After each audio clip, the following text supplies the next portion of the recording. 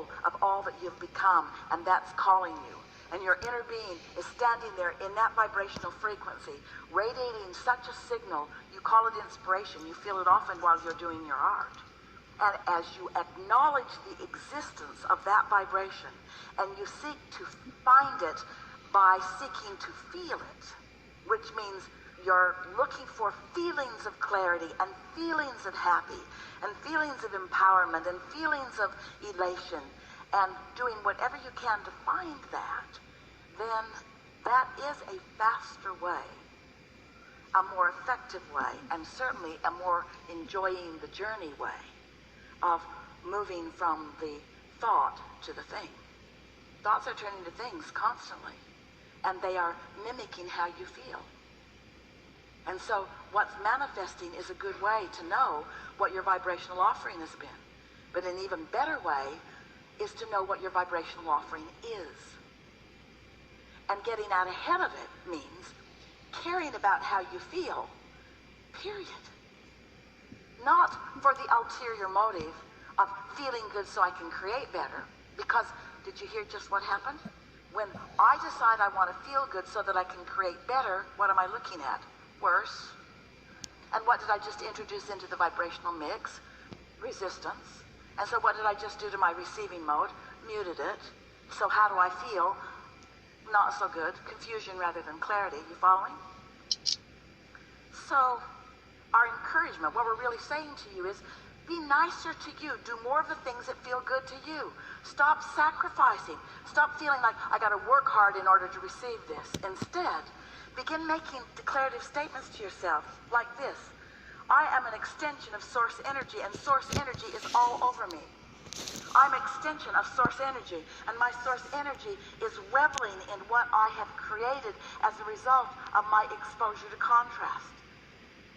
It's a wonderful thing where I stand, and it's a wonderful thing what I've created. And all I want to do, all I need to do, all I want to do, all that is necessary, all that I want to do is to follow my bliss. Follow my bliss. That person bums me out. I don't feel like calling them. Don't. They'll feel bad. Maybe. I need to call them. Don't do it. Does it make your heart sing when you think about doing it? No. Then don't do it. I feel like calling that friend. Do it. Do it. People are in all kinds of different places. If you will be good to yourself. I feel like a walk. I feel like breathing deeply. I feel like listening to music. I feel like dancing tonight. I feel like a really good meal. I feel like a spa. I feel like going to the ocean. I feel like taking a day off. I feel like calling this uplifting friend. I feel like just curling up and reading a book. Be nicer to yourselves. Don't let the bargains that you've made with other people that bind you in an attitude of bondage and service, don't let that deprive you of your connection to the energy that creates worlds, to the true leverage. Now, to be clear with you, there's stuff you gotta do. You gotta feed your kids. And you gotta go to work, and it's good for you when you make your bed, and blah, blah, blah. In other words, do those things, do those things, do those service things. Just minimize the service part. And maximize more of doing things that please you. And when people say, why did you do that? Say, wanted to. Don't let anybody guilt you into a justification. Well, I thought if I did that it might enhance your experience in some way, sweetheart. No, wanted to, felt like it, felt called to it, felt guided to it, got an inspiration, knew it was the right thing for me to do. Or say, don't feel like explaining anything. Be nicer to yourselves. And that's what we mean by getting out ahead of it. Don't try to clean up the vibration. Wait, clean up the vibration. Just don't do that all the time. Use the real power. Use the real power, which is tuning in. And for those like you who are creative in your work, sculpting or painting or musicking or writing or dancing or those things that you want to call the creative arts, everything is creation. But those of you who have felt inspiration and known it was there And so gone to your place where you could let it flow, you get what we mean. We want you to put yourself into that creative place more often, where you let yourself flow. And do you know, this is where it gets really important for you to hear. 10 seconds of that kind of flow is equivalent to about 2 years of action. It's huge. It's huge. It's huge. It's huge.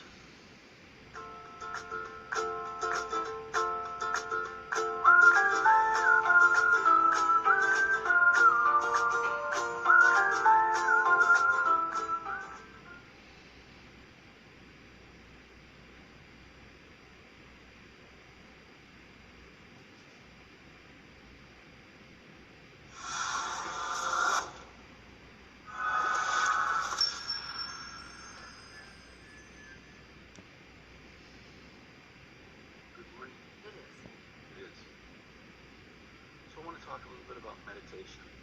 So if we can be or have everything that we want to get ahead of it, how can I use that to help breathe away resistance or eliminate the things that are maybe holding me back?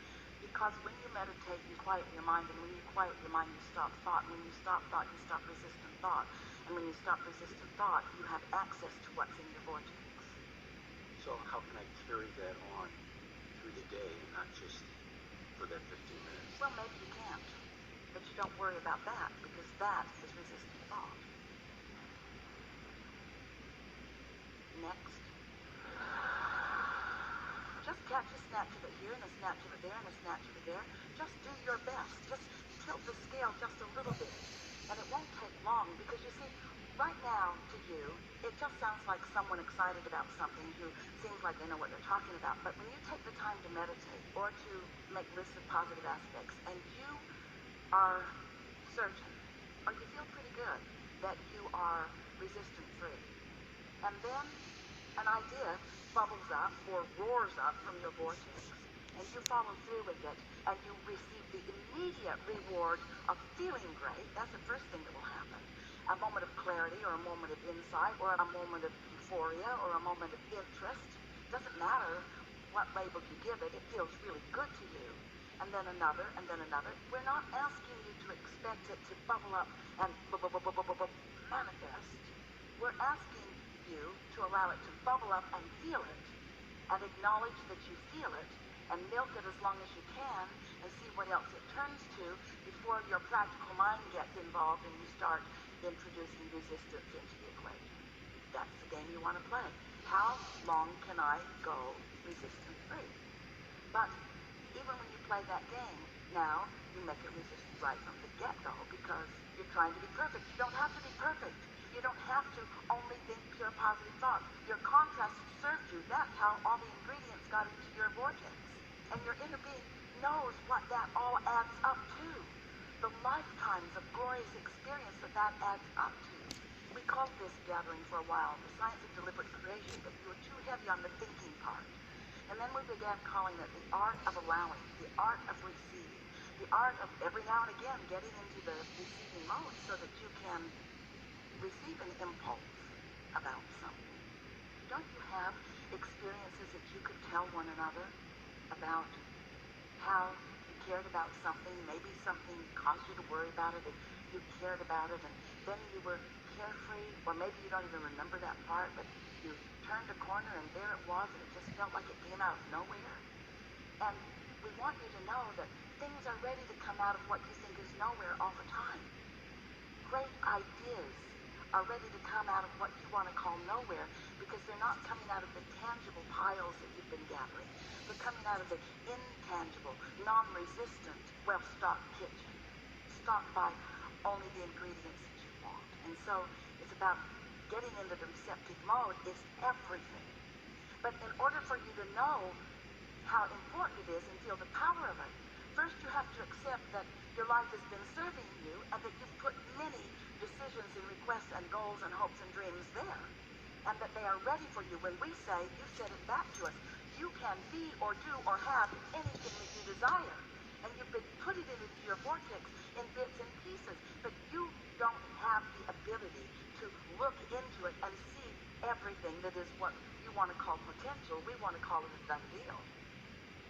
And your inner being will inspire you according to your path of least resistance. Let's say that you have something that you really want, but you are really thinking in opposition of it. And your inner being knows that you want it and knows where you stand vibrationally. Your inner being will offer you impulses that will guide you around your resistant thought. You did that with your children when they were little. Do you remember? When you knew that there was that thing that they always wanted to do in that store, do you remember you never took them down that aisle? You always took them on a path of least resistance, a path that you felt would be a more comfortable experience for them and for you. And so it's the same sort of thing your inner being knows. Do you meditate? Do you? Do you quiet your mind?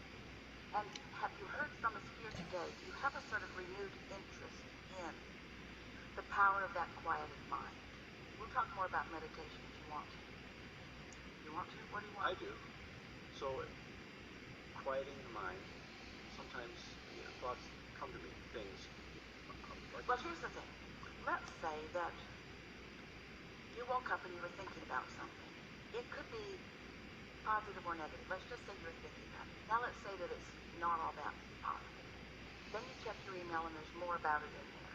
And then you turn on the television and it's kind of like that too. And then you call a friend and you kind of get some stuff going as you are facing reality and pointing out. Esther hears it on the airplane all the time. Business people talking to their coworkers or calling their coworkers about things that they're trying to hammer into place.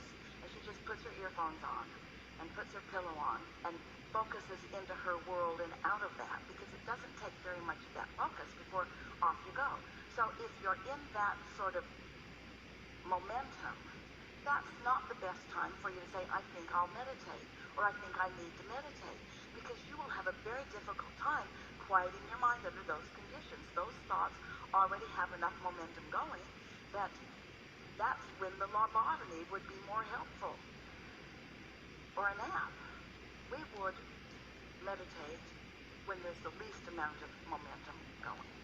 It's sort of like, have you ever felt like you really needed to sleep, but you couldn't sleep? And the harder you tried to sleep, the more you couldn't sleep? Well, meditation is like that for you. You say, I need to meditate, I really